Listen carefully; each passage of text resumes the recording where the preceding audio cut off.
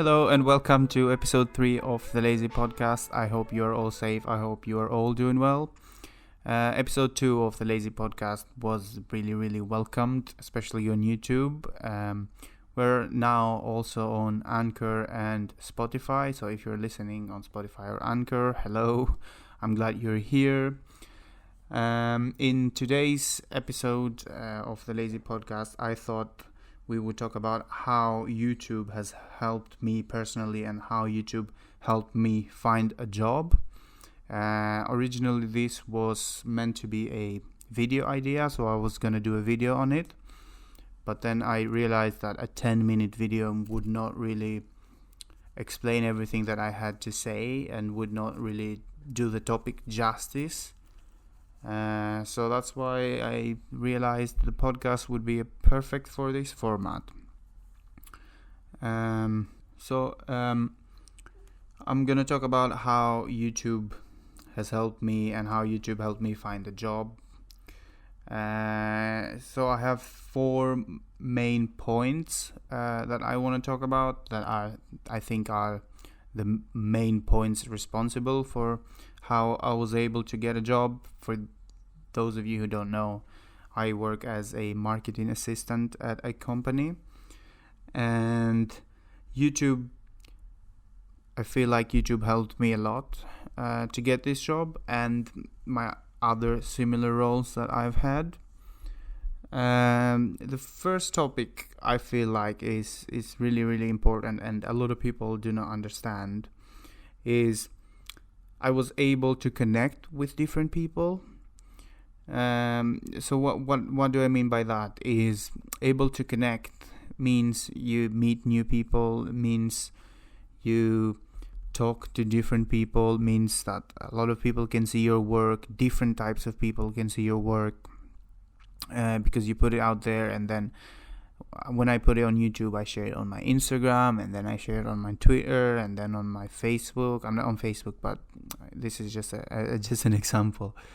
So that's how you meet different people, and that's how you get different ideas. So I get a lot of feedback. For example, when I first started doing my YouTube channel, even though my YouTube channel is not that successful, and don't let that fool you because it might not be that successful. I'm currently at 1,200 subscribers, more or less, and even though it's not that widely successful, because a lot of people count success and with subs and views and all of that, and mainly that's how you count, that's how you see if a channel is doing well or not. But apart from the numbers and apart from all of that, how my channel has helped me is when I first started this, I'm tying this together with connecting with people. When I first did a vlog back 2 years ago, my vlog was all cinematics and there was no story on them, and I was able to get a lot of feedback on this, that I needed more story on it, because otherwise why would people watch? And by talking to different people, and even people that I knew or people that I didn't know that commented on my video or commented on my Instagram or sent me a text or something like that. So by communicating with different people, you get an idea what's out there, and you get an idea of what people like and what people don't like, and what people pay attention to. And this is really important to my role now as a marketing assistant, because it helps me a lot when I create content. It helps me a lot when we advertise something, a new product or whatever that is. So I have a basic idea of what people would be looking for, and on social media, for example, the attention. I was reading somewhere that the average person's attention on Instagram or social media in general is about 9 seconds, and that's just crazy. So in 9 seconds you have to grab someone's attention to your post or your video, or I don't know what else you're advertising or what else you're doing. So that, because there is so much content, that short amount of time, 9 seconds, is all you have basically for your first impression for a post or a video. It doesn't matter, any of that.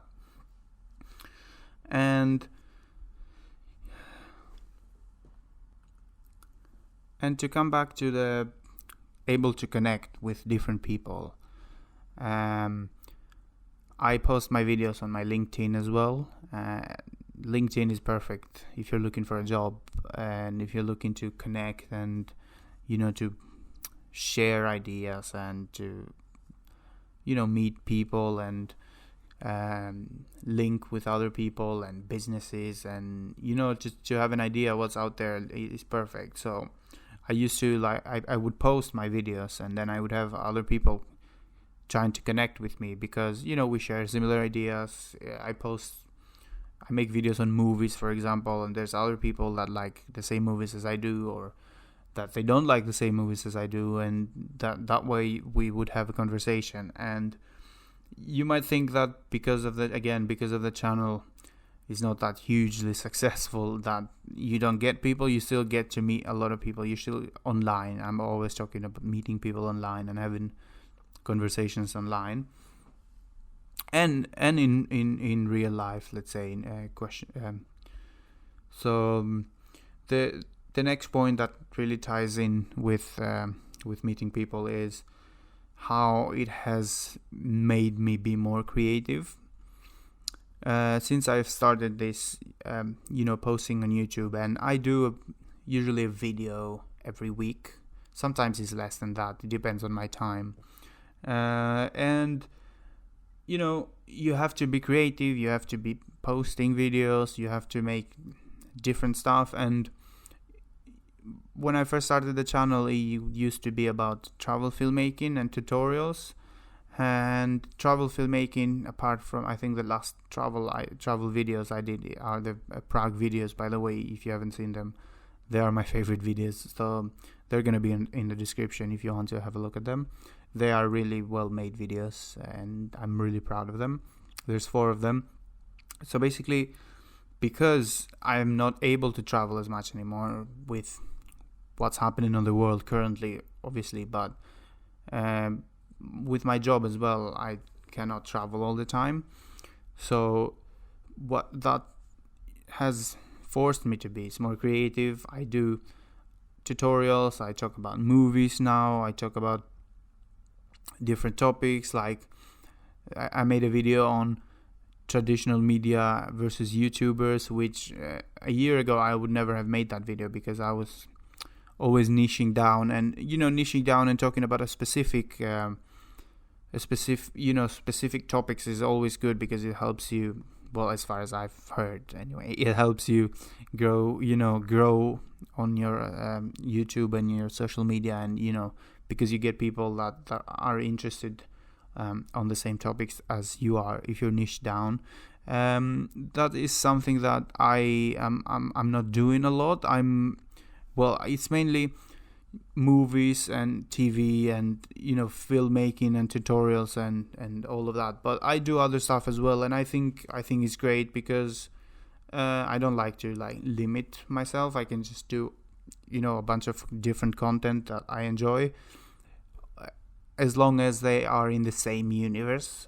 I wouldn't go and start making cooking videos, for example, or something like gardening videos or something like that. So as long as it's in the same universe, I think it's great. And because I don't have to, but because I want to post weekly and I need to make more interesting videos, because as I said, I'm not traveling anymore and I cannot do travel videos. So that has forced me to be more creative, and being creative is the number one thing that my job needs. It's really important. I don't know if it's the number one, but it's really important because we're making content. Now we have started making videos for a lot of products. We're taking pictures. We're doing social media. We are doing magazine adverts. We're brochures. We're doing so many things. So this forcing myself to come up with ideas for my YouTube channel is kind of helping me to get more creative. This ties into the first episode of the Lazy Podcast as well, where we talk about like, are you born creative or do you learn to be creative? And I personally think, without getting into too much detail on this, you can go on the first episode of the Lazy Podcast and listen all this creative conversation. But I think you can teach yourself to be creative, and you can teach your brain to come up with ideas if you work hard enough. Moving on. I think since I have started YouTube, YouTube has forced me to be more creative, because it does not sound like a lot, 1,200 subscribers, but I've been posting videos for over 2 years now, and this is as far as I come, which it does not sound like a huge success, but for me it's a huge success, because it's 1,200 people that I have worked from 0 to 1,200 and on my own. I think that it's something to be proud of, and my channel is slowly, really slowly growing, which is another positive thing as well. And the next really important topic of how I feel YouTube helped me a lot to get my job, the current job which I work now, is I was able to showcase my work so much easier to potential employers, right? If you think about this, I put my videos up on YouTube, publicly available to anyone. So in this, when I had the interview for the current job that I work now, I obviously, because on my CV I say that I do YouTube videos, and this job has a lot to do with using cameras and taking pictures, and I do graphic design as well on this job. Graphic design is more like social media posts and stuff like that, which is still a form of graphic design. So it's basically like a creative job. So when I told my interviewer that I had a YouTube channel, and they were able to go on my YouTube channel, and I think my YouTube channel is showcases my personality as well. Because again, if you upload videos for more than 2 years, your personality shows. You cannot hide for more than 2 years. You know what I mean? So they were able to see that I'm good in taking videos, I'm good in taking pictures. I know 1 or 2 things about what I was getting interviewed as well.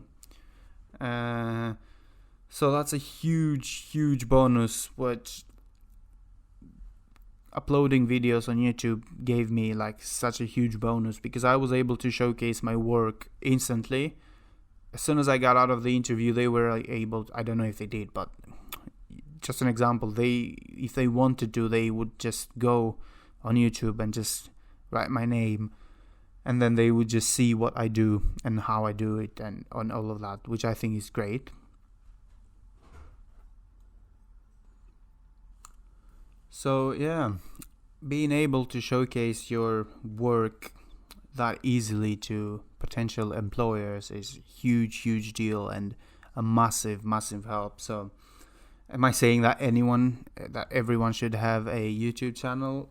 I don't think so, no. But still, even if you don't have a YouTube channel, you need somewhere to showcase your work again, so people can easily access. And there's many platforms you can do that on, LinkedIn, or like your own website, or other hosting sites, I don't know. But as far as YouTube goes, this helped me massively, and it's so good that they were just able to go there and just look at what I'm doing and what I've done and all of that, and it's just great. So the most important point that I'm so grateful since I started YouTube, since I started uploading videos on YouTube, sounds more correct this way, is he has forced me to learn about so many things, first of all, marketing, editing videos, photography, Photoshop, Lightroom, all of that I was able to learn because I started my YouTube channel. So I'll give you a bit of background in me. I've always been into creative stuff. Before I started uploading on YouTube, I was an average Photoshop user. Like I could do really basic stuff on Photoshop, and that was about it. Photography, I've always liked photography, but I didn't have like a professional camera or anything. So I was taking pictures with my phone or like a really cheap point and shoot that I had.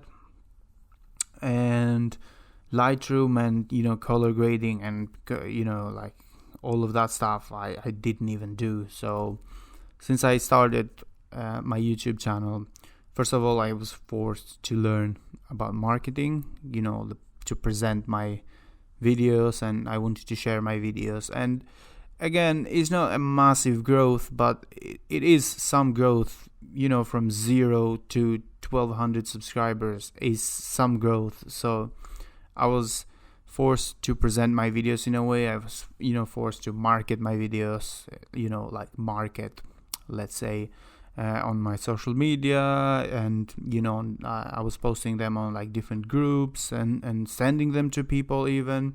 So that is a form of marketing. It's not like Disney marketing or Marvel marketing, but is some sort of marketing. And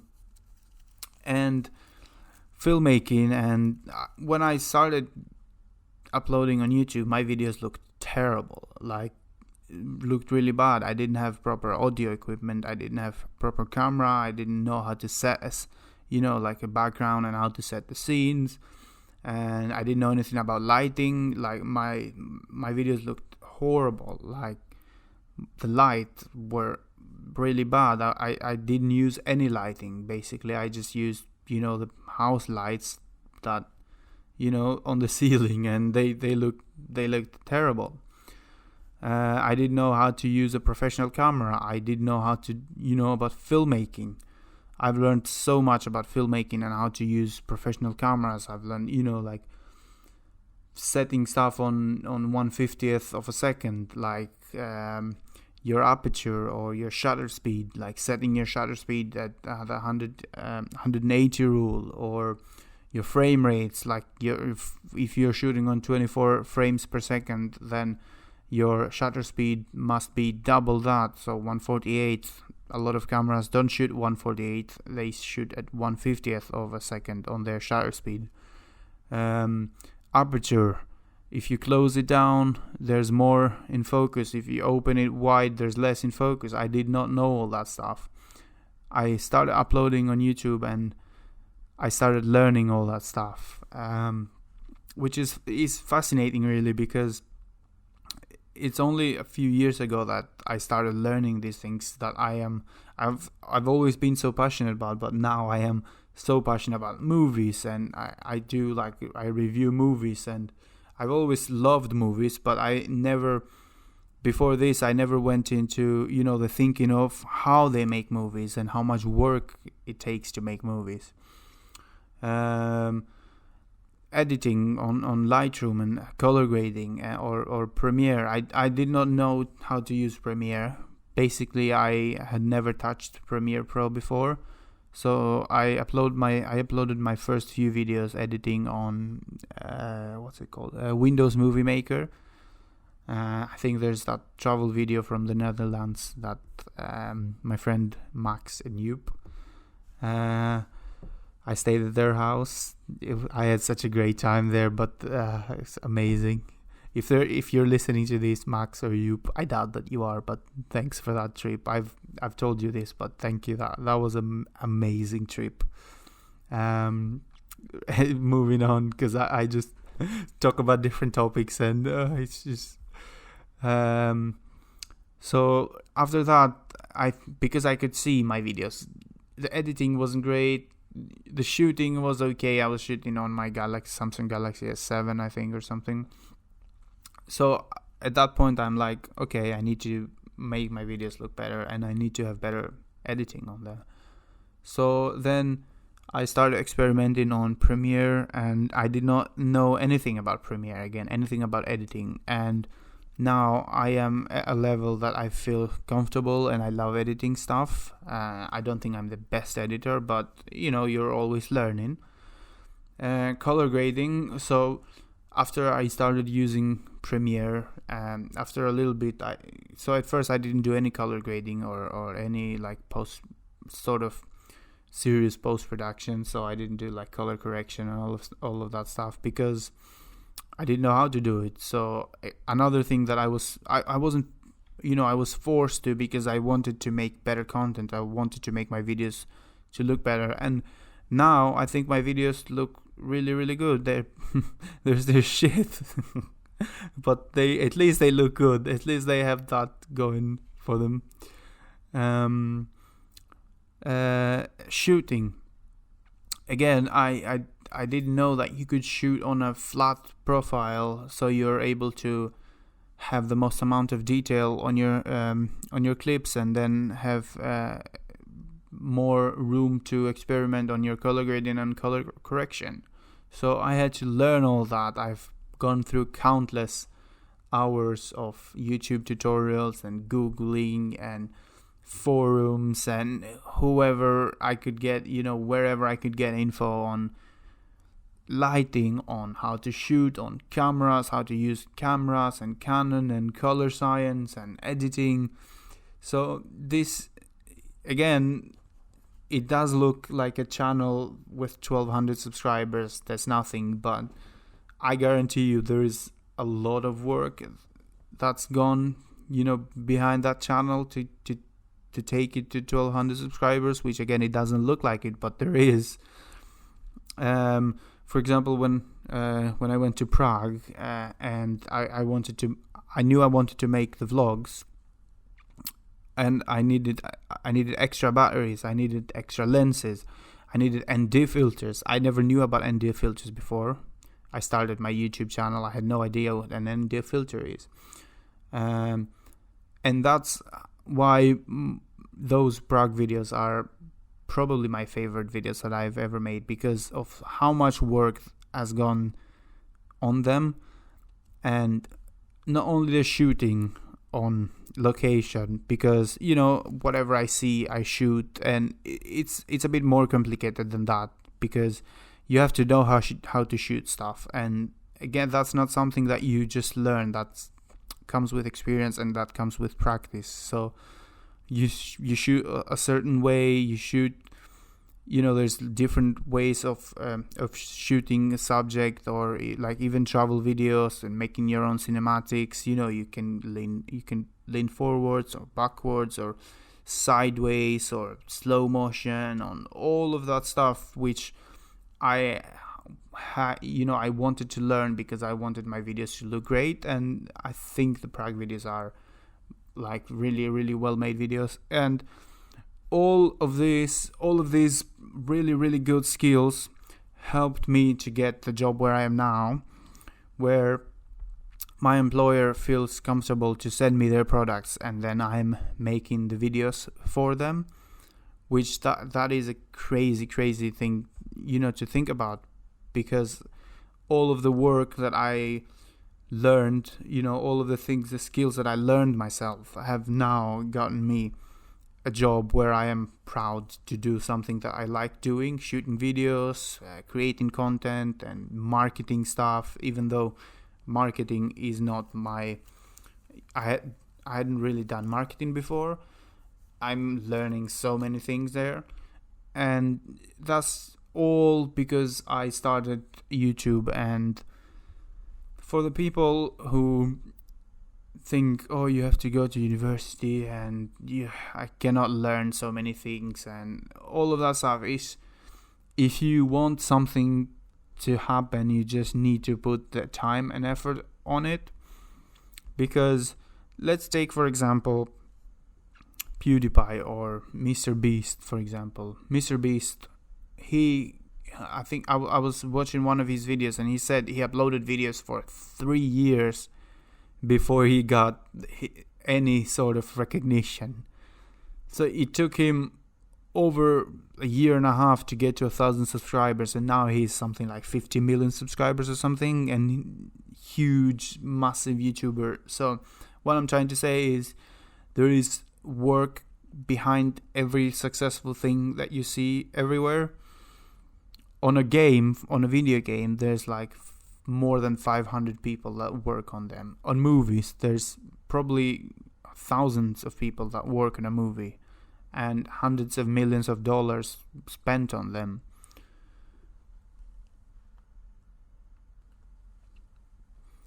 So that's for you to see of how much your work you can achieve so many things with your work. And this is me sharing how YouTube has helped me get a job, and how YouTube has helped me personally with my own life skills, because these are life skills: knowing how to use a camera, knowing how to shoot videos, knowing how to shoot pictures, knowing how to use Photoshop and Premiere and Lightroom and Illustrator and whatever. These are skills that are valued in any job, and you can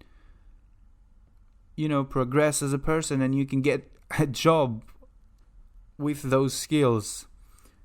And all you have to do is just work hard and try to learn, because there is so much information out there on the internet that you can literally do so many things. Whoa, okay, so we are now almost at a half an hour mark. I feel like I've been talking for way longer. This podcast has been great. I've wanted to talk about this topic of how YouTube helped me get a job for ages now. I've had this on my to-do list for months now, and I've just didn't know how to do it properly. And the podcast is basically the perfect format for this, because it's a long format, and we can have a discussion and we can have chat. If you have any questions, if you have any comments, or if you want to talk about something, leave a comment down below if you are on YouTube, and please leave a like and subscribe if you enjoyed this podcast. It really means a lot to me, and it means that all my hard work is getting some sort of recognition. And if you're on Spotify or Anchor, make sure you subscribe on Spotify as well, and make sure you follow me on Instagram if you want to have a chat, and if you need any help with finding your job. I'm no expert. Again, this is a disclaimer. I'm no expert on how to get jobs. I'm just talking about my experience and the things that I've been through. And if you think that I could help you, if you need any advice or anything, feel free to comment or send me a message on Instagram or Twitter or wherever you feel comfortable. I would be happy to help anyone. These were basically the four topics, four main things that helped me get a job through YouTube and through posting for over 2 years now, and the skills that I've learned from marketing and editing and shooting videos, and how I was able to showcase my work, and how I was forced to be more creative, and how I connected with different people online and in real life. I'm not saying that everyone should start posting videos on YouTube.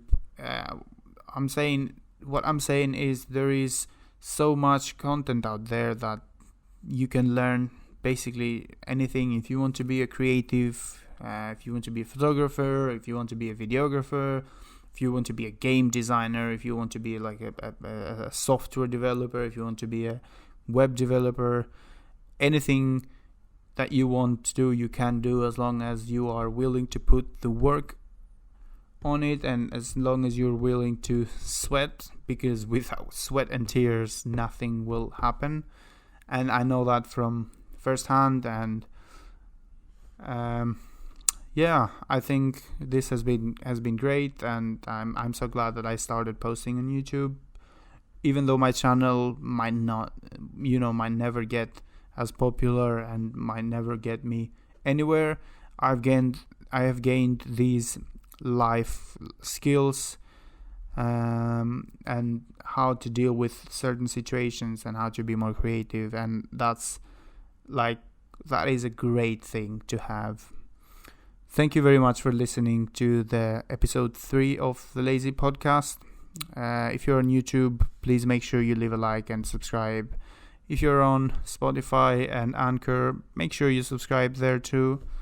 If you got any value from this podcast, thank you very much for listening, and I will see you in the next one.